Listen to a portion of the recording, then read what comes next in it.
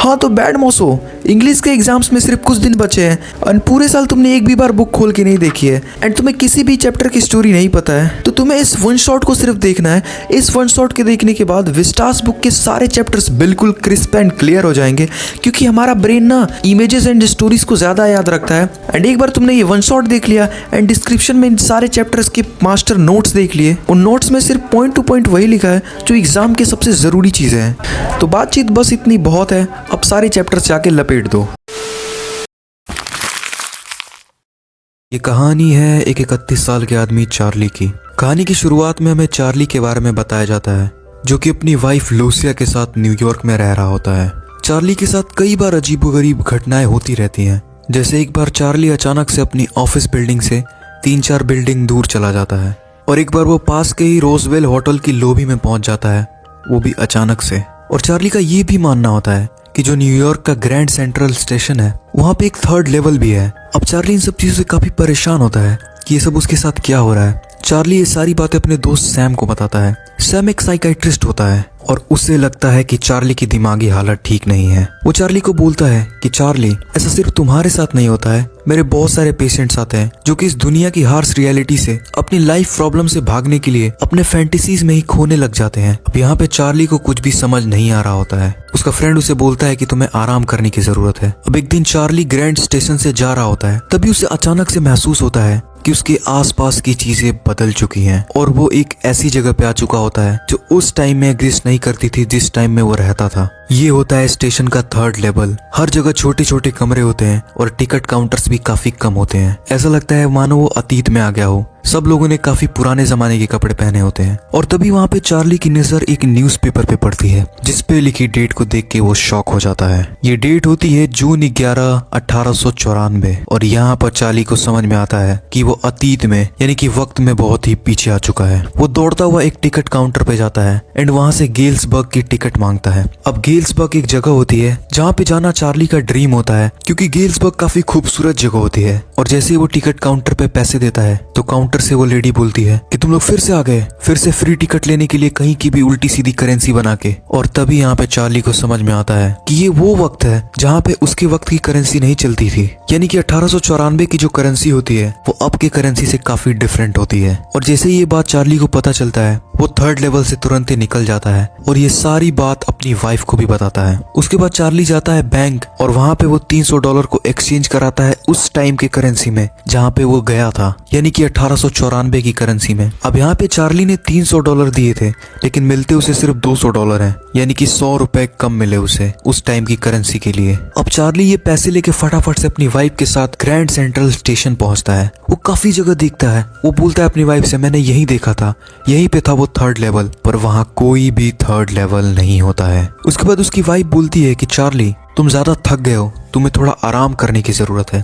Charlie बोलता है, नहीं, मैंने यहीं पे वो सेंट्रल स्टेशन देखा था, पर सब कुछ बिल्कुल नॉर्मल होता है। यानी कि इस बार चार्ली टाइम स्लिप नहीं कर पाता है। अब दिन बीत जाते हैं। चार्ली को भी लगने लगता है कि वो सब उसकी कल्पनाएं थी। अब चार्ली की एक हॉबी होती है स्टैंप कलेक्ट करना, जो कि उसने अपने ग्रैंडफादर से सीखी थी। वो अपने ग्रैंडफादर के स्टैंप्स देख रहा होता है एंड तभी उसकी नजर एक स्टैंप पे पड़ती है। चार्ली शॉक हो जाता है, क्योंकि आज से पहले ये स्टैंप उसके ग्रैंडफादर के स्टैंप्स में कहीं नहीं था। और जब चार्ली उस लेटर की डेट देखता है तो वो डेट होती है 18 जुलाई 1894, यानी कि ये वही वक्त होता है जहाँ चार्ली कुछ टाइम पहले टाइम ट्रेवल करके चला गया था। और इस लेटर में एक इनविटेशन होता है जहाँ पे चार्ली को कोई इनवाइट कर रहा होता है गेल्सबर्ग आने के लिए। और जब वो लेटर पे नाम देखता है तो वो नाम होता है सैम वीनर, यानी कि ये उसका वही साइकाइट्रिस्ट दोस्त होता है जिसे ये सारी बातें बताया करता था कि कैसे वो वक्त में पीछे चला गया। और चार्ली समझ जाता है कि जैसे उसने टाइम ट्रेवल किया था, उसका दोस्त भी किसी तरीके से टाइम ट्रेवल करके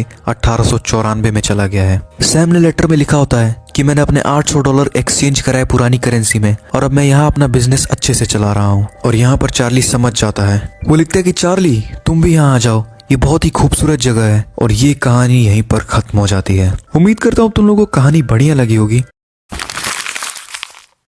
ये कहानी है एक ऐसे राजा की जिसे बचपन से ही पता होता है कि उसकी मृत्यु यानी कि उसकी मौत कैसे होगी, और उस मृत्यु को यानी कि अपनी मौत को टालने के लिए वो हर मुमकिन कोशिश करता है, पर फिर भी अपनी मौत से नहीं बच पाता। और जैसा उसे बताया गया होता है बिल्कुल वैसे ही वो मरता है। जिनका नाम होता है महाराजा जिलानी जंग बहादुर, जो कि प्रतिबंधपुरम राज्य के राजा होते हैं। तो कहानी की शुरुआत में हमें बताया जाता है कि जब ये पैदा होते हैं उस टाइम पे सब लोग बहुत ही खुश होते हैं क्योंकि एक राजा पैदा हुआ होता है। वहीं पर कुछ एस्ट्रोलॉजर्स, जिसे हम लोग ज्योतिष भी बोलते हैं, वो एक भविष्यवाणी करके बोलते हैं कि ये जो राजा है ये एक दिन मर जाएगा।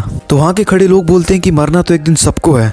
और तभी वो 10 दिन का बच्चा बोलता है कि मुझे बताइए मेरी मौत कैसे होगी, कौन मारेगा मुझे। और ये चीज सुन के सब लोग शॉक्ड हो जाते हैं क्योंकि ये एक मैजिकल टाइप की चीज होती है। एक 10 दिन का बच्चा बात कर रहा होता है। तभी उसे ज्योतिषी बताते हैं कि तुम्हारी मृत्यु यानी कि तुम्हारी मौत का कारण एक टाइगर होगा। और तभी वो बच्चा बोलता है तो ठीक है, अब सभी टाइगर्स को चेतावनी दे दीजिए आप लोग, क्योंकि मैं ऐसा नहीं होने दूंगा। अपने आप के समझल कि हम राजा है। उसके बाद हमें कहानी में दिखाया जाता है कि जो राजा होता है वो अब 20 साल का हो चुका होता है और उसे बचपन की वो बात भी याद होती है जब उसे कहा गया होता है कि उसके मौत का कारण टाइगर्स बनेंगे। एंड इसीलिए वो 20 साल की उम्र से ही टाइगर्स को मारना शुरू कर देता है। वो बहुत सारे टाइगर्स को मारता है और उसे लगता है कि उसने अपनी मौत को टाल दिया है। पर तभी एस्ट्रोलॉजर्स उसे बताते हैं कि एक्चुअली में उसके मौत का कारण 100वां टाइगर बनेगा, यानी कि जो 100th टाइगर है वो उसकी मौत का कारण बनेगा। एंड अब राजा समझ जाता है कि अगर उसे अपनी मौत को टालना है तो उसे 100 टाइगर्स को मारना पड़ेगा। वो पागलों की तरह टाइगर्स का शिकार करने लगता है और 10 साल में वो 70 से भी ज्यादा टाइगर्स को मार चुका होता है। एंड उसके बाद वो अपनी शादी करता है एक ऐसी प्रिंसेस के साथ जिसके राज्य में टाइगर्स होते हैं। अब कुछ और वक्त बीत जाता है और राजा ने फाइनली 99 टाइगर्स को किल कर दिया होता है। तभी कुछ टाइम बाद वहाँ पे एक ब्रिटिश ऑफिसर आता है और वो बोलता है राजा से कि मुझे भी टाइगर्स मारने हैं, I want to hunt some tigers. और ये बात सुन के राजा थोड़ा परेशान हो जाता है क्योंकि वो नहीं चाहता था कि उसके अलावा कोई टाइगर्स मारे, क्योंकि टाइगर्स की संख्या बहुत कम होती है और उसे किसी भी तरीके से 100वें टाइगर को खत्म करना होता है। पर यहाँ पे दिक्कत ये होती है कि वो ब्रिटिश ऑफिसर से भी पंगा नहीं ले सकता था, इसीलिए वो ब्रिटिश ऑफिसर को 50 डायमंड्स गिफ्ट करता है उसकी बीवी के लिए, जो कि अगर उस टाइम के हिसाब से जोड़े तो आज की करेंसी में 3 लाख रुपए के होते हैं। और ये मामला यहीं पे खत्म हो जाता है। उसके बाद फाइनली बहुत सारे टाइगर्स को और मारने के बाद राजा 99 टाइगर्स को किल कर चुका होता है, यानी कि बस उसे अब एक टाइगर चाहिए होता है। बट वो एक टाइगर कहीं भी नहीं मिल रहा होता। वो हर जगह देखते हैं, बाकी सारे राज्य में, जंगलों में, बट उन्हें एक लास्ट टाइगर कहीं नहीं मिल रहा होता। राजा काफी गुस्सा हो जाता है। वो अपने मंत्री से बोलता है कि मुझे किसी भी तरीके से 100वां टाइगर ला के दो। अभी ये सब सुन के मंत्री काफी परेशान हो जाता है क्योंकि राजा को टाइगर बहुत जल्दी चाहिए होता है। अब राजा के गुस्सा को शांत करने के लिए वो लोग एक सर्कस से एक बूढ़े टाइगर को लेते हैं एंड उसे जंगल में डाल देते हैं। उसके बाद वो राजा को बोलते हैं कि ये रहा आपका 100वां टाइगर। राजा बहुत ही खुश हो जाता है। वो गन उठाता है और उस 100वें टाइगर को शूट करता है और जैसे ही वो गोली चलाता है वो टाइगर जमीन पे गिर जाता है। उसके बाद राजा वहां से चला जाता है, बट एक्चुअली में वो टाइगर मरा नहीं होता। बूढ़े होने की वजह से गन शॉट की आवाज से वो बेहोश हो चुका होता है। बट ये बात पता होते हुए भी जो मंत्री होते हैं और जो बाकी के सिपाही होते हैं वो उस टाइगर को खुद ही मार देते हैं और ये क्लेम करते हैं कि राजा ने ही इसे मारा है। उसके बाद जश्न होता है, बहुत तैयारी होती है जश्न की, और राजा को लगता है कि उसने अपनी डेथ को, अपनी मौत को टाल दिया है, मगर ऐसा कुछ भी नहीं होता है। उसके बाद राजा का जो बेटा होता है उसका बर्थडे होता है। अब बर्थडे पे राजा उसको कोई गिफ्ट देना चाह रहा होता है, इसीलिए वो गिफ्ट लेने के लिए स्टोर्स में जाता है एंड वहां पे वो एक वुडन टाइगर, लकड़ी से बना हुआ एक टाइगर खरीदता है अपने बेटे को देने के लिए। और जब राजा और उसका बेटा उस टाइगर से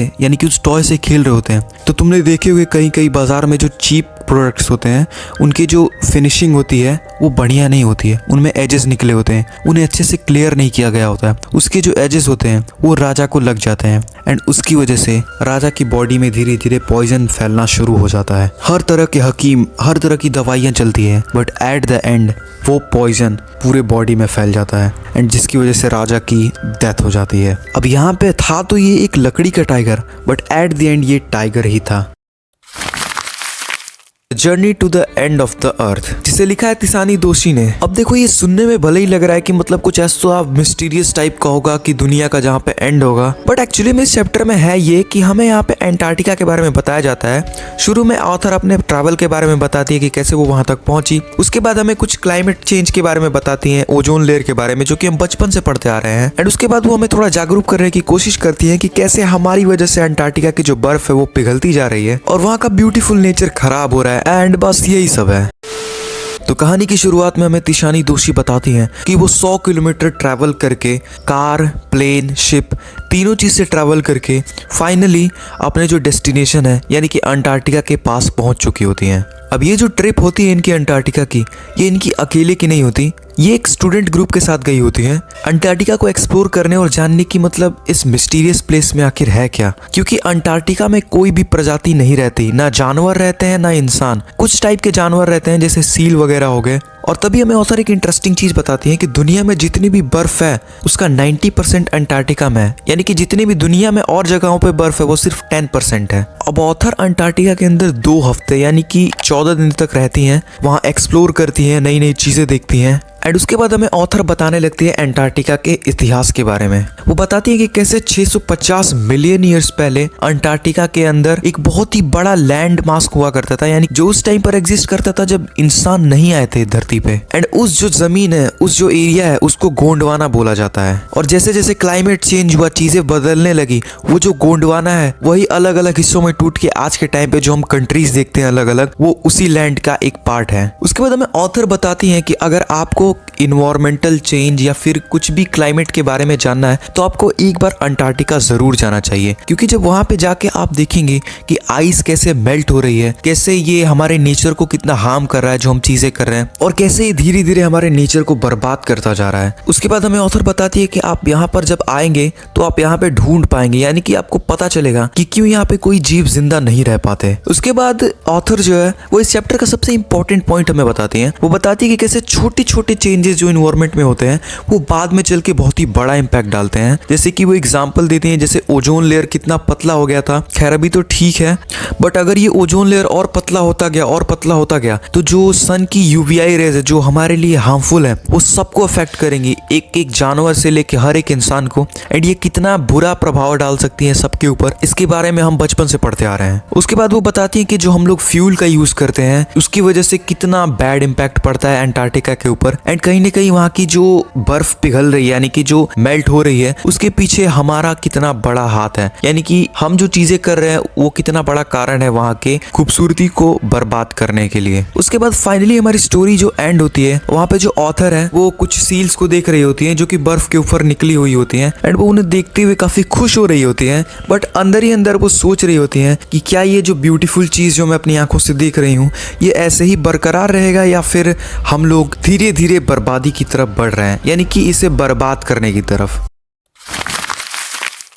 ये कहानी एक ऐसे जापानीज डॉक्टर की जो इंसानों द्वारा बनाई गई सारी बाउंड्रीज, नियम और सारे वॉर्स को भुला के इंसानियत की नजर से अपने ही देश के एक दुश्मन की मदद करता है और उसकी जान बचाता है और हमें सिखाता है कि दुनिया में सबसे बड़ी चीज इंसानियत है। तो कहानी की शुरुआत में हमें डॉक्टर सडाओ के बारे में बताया जाता है, जहाँ उनके डैड चाह रहे होते हैं कि वो बहुत ही अच्छे से पढ़ लिख के एक डॉक्टर बने, जिसके लिए वो जापान से अमेरिका जाते हैं अपनी पढ़ाई करने के लिए। और जब वो अमेरिका जाते हैं तो वहाँ अपनी वो एक फेलो स्टूडेंट से मिलते हैं जो कि जापान की होती है, जिनका नाम होता है हाना। एंड उससे मिलते ही उन्हें उससे प्यार हो जाता है। उसके बाद डॉक्टर सडाओ और हाना दोनों शादी कर लेते हैं। कुछ वक्त बीत जाता है और तब स्टार्ट होती है वर्ल्ड वॉर 2। और जैसे ही वॉर शुरू होती है यहाँ से सडाओ अपनी वाइफ के साथ जापान वापस चले आते हैं। अब यहाँ कंट्री में जितने भी डॉक्टर्स होते हैं उन सबको रखा गया होता है मिलिट्री कैंप्स में, मिलिट्री के पास, आर्मी के पास, ताकि वहाँ पे जो भी इंजर्ड हो उनका इलाज किया जा सके। बट यहाँ पे जो सडाओ होते हैं उनको बोला गया होता है कि आप घर पे रहिए, क्योंकि जो डॉक्टर सडाओ होते हैं वो एक ओल्ड मिलिट्री जर्नल की देखभाल कर रहे होते हैं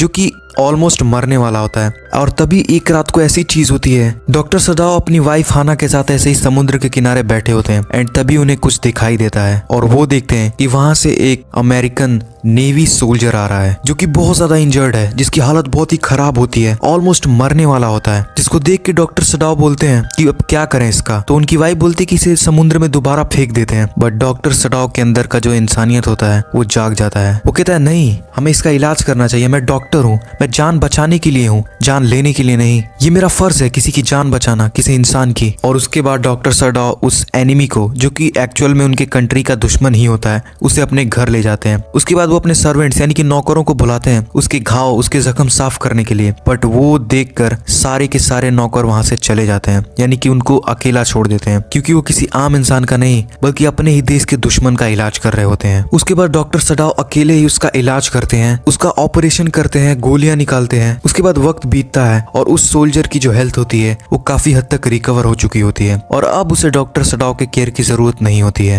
यानी कि वो बिल्कुल ठीक हो चुका होता है। एंड यहाँ पे अब डॉक्टर सडाओ के मन में फिर से एक बात खटकने लगती है कि कहीं ये हमारी फैमिली, हमारी कंट्री के लिए एक खतरा ना बन जाए। वो डिसाइड करते हैं कि जब ये सोल्जर सो रहा होगा तभी इसको मार देंगे। इसके लिए वो जर्नल से भी मदद लेते हैं जिसकी देखभाल वो कर रहे होते हैं और वो भी उनका साथ देने के लिए तैयार हो जाता है। उसके बाद ये लोग असासियंस यानी कि हिटमैन, पता होगा तुम्हें, उनको अरेंज करते हैं इस सोल्जर को मारने के लिए। और जब ये लोग बैठ के इंतजार कर रहे होते हैं उन असासियंस का आने का, तभी डॉक्टर सडाओ के मन में अचानक से एक रियलाइजेशन होता है कि क्यों मैं इसे अपना दुश्मन मान रहा हूँ। क्या सिर्फ इसलिए ये मेरा दुश्मन हो गया कि ये किसी और कंट्री में पैदा हुआ है, ये किसी और देश से है। और यहाँ पर उसके अंदर की जो इंसानियत होती है वो कहीं ना कहीं जिंदा होती है। और यहाँ पे डॉक्टर सडाओ सारे बाउंड्रीज, सारी वॉर्स को छोड़ के इंसानियत की नजर से उस सोल्जर को देखता है और उसे रियलाइज होता है कि एक इंसान की जान कितनी कीमती होती है। और उसके बाद वो कहता है नहीं, हम इसे नहीं मारेंगे, मैं इसे इसकी कंट्री तक सेफली पहुंचाऊंगा। और उसके बाद वो उसकी पूरी हेल्प करता है जापान से निकल के अमेरिका वापस जाने में। और जाते जाते हमें एक सबक दे देता है कि जो यूनिवर्सल ब्रदरहुड है, यानी कि जो भाईचारा है, वो जिंदा है।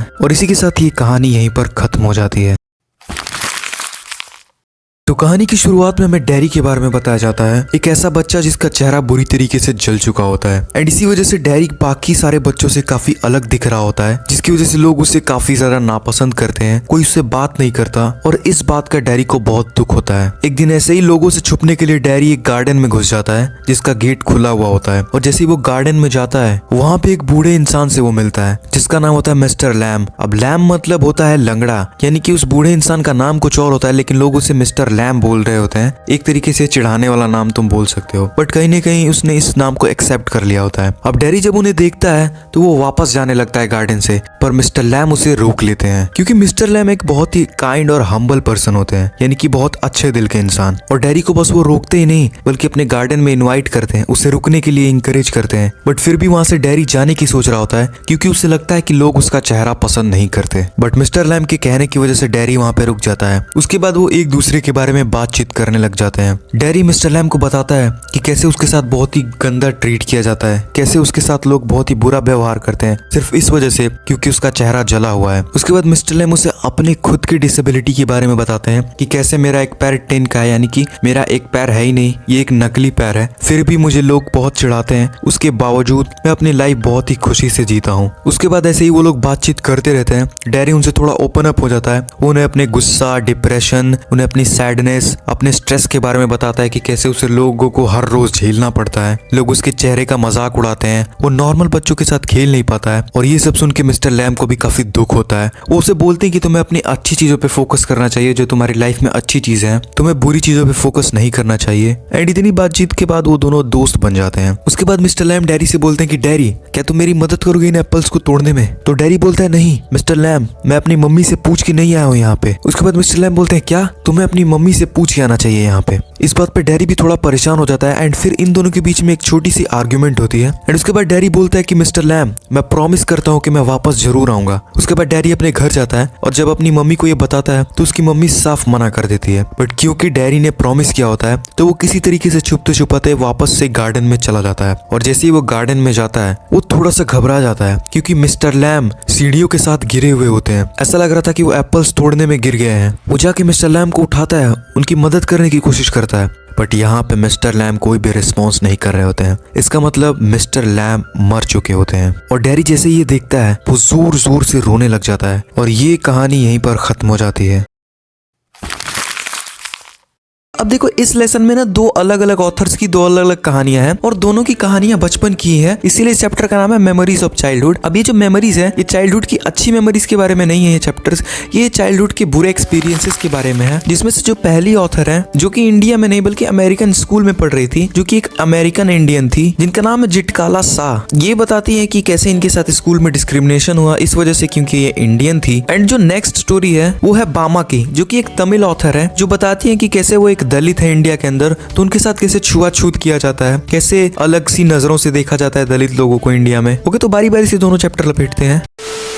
The cutting of my long hairs. तो कहानी की शुरुआत में हमें जिटकाला बताती हैं, यानी कि सिमोन्स बताती हैं। सिमोन्स इनका ही नाम है। जब तुम राइटिंग करोगे तो उस टाइम पे तुम अपना एक अलग नाम रख सकते हो एज अ ऑथर, कि वो एक अमेरिकन इंडियन है। एंड जब वो वहाँ के एक स्कूल में गई, कार्लिसल इंडियन स्कूल, तो वहाँ पे कैसे उनके पहनावे का, उनके हेयर स्टाइल का, उनके कल्चर का बहुत ही बुरी तरीके से मजाक उड़ाया गया। छोटी छोटी चीज़ों को लेके उन्हें बहुत परेशान किया गया। उसके बाद कहानी में आगे जिटकाला बताती हैं कि कैसे उनसे छोटी सी मिस्टेक्स, जैसे कि अगर तुम किसी नई जगह पे जाओगे, तुम्हें वहाँ के रूल्स रेगुलेशंस नहीं पता है, तो अगर ये जल्दी बैठ जाती थी क्लासरूम में या फिर लेट बैठती थी, छोटी छोटी मिस्टेक्स के लिए इन्हें कैसे ह्यूमिलिएट किया जाता था, कैसे इन्हें बहुत ही एम्बैरेस फील कराया जाता था उन छोटी छोटी मिस्टेक्स के लिए, जिसे लोग नोटिस भी नहीं करते हैं। उसके बाद वो एक और इंसिडेंट के बारे में बताते हैं कि कैसे उन्हें ब्रेकफास्ट के रूल्स के बारे में नहीं पता था। उस बात के लिए भी उन्हें बहुत ज्यादा ह्यूमिलिएट किया जाता है, बहुत चिढ़ाया जाता है। अब देखो, तुम किसी नई जगह पे जाओगे, ऑब्वियस सी बात है तुम्हें वहाँ के नए तरीके, कैसे उठना, कैसे बैठना है, कैसे खाना है, कहाँ पे खाना है, इन सब चीजों के बारे में नहीं पता होता है। तो नॉर्मली लोग इसके लिए तुम्हें बताते हैं, बट यहाँ पे हमें जिटकाला बताती हैं कि कैसे उनके साथ बहुत ही बुरा व्यवहार किया जा रहा होता है, उन्हें अशेम्ड फील कराया जा रहा होता है उनके कल्चर को लेके, उनके हेयर स्टाइल को लेके। उसके बाद कहानी में आगे जिटकाला बताती हैं, उनका दोस्त जुडविन उन्हें बताता है कि जिटकाला, तुम्हारे जो ये बड़े बाल है, यानी कि लॉन्ग हेयर्स हैं, इन्हें ये लोग काट देंगे। इसके बाद जिटकाला उससे बोलती है कि नहीं, कि जो ये